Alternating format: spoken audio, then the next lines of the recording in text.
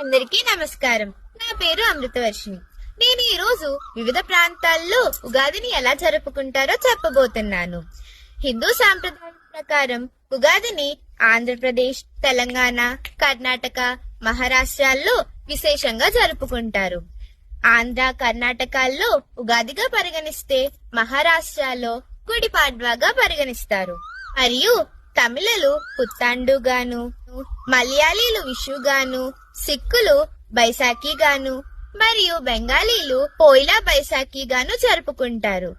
ఈ ఉగాది రోజున మన ఆనవాయితీల ప్రకారం వేప పువ్వు పచ్చడి, పంచాంగ శ్రవణము, మిత్రదర్శనము, ఆర్యపూజ, గోపూజ, ఏరువాక వంటి పేరుబడిన ఆచారాలు పాటిస్తాము. తెలుగు సాంప్రదాయం ప్రకారం ఈ ఉగాదిని రైతులను గౌరవించే వేడుకగా జరుపుకుంటాము. మన ఆంధ్రప్రదేశ్ లో మనం ఈ పంచాంగ శ్రవణం ద్వారా కందాయ ఫలాలను, ఆదాయ ఫలాలను, మంచి చెడులను తెలుసుకుని దానికి అనుగుణమైన నిర్ణయాలు తీసుకోవడానికి ఇష్టత చూపుతాం.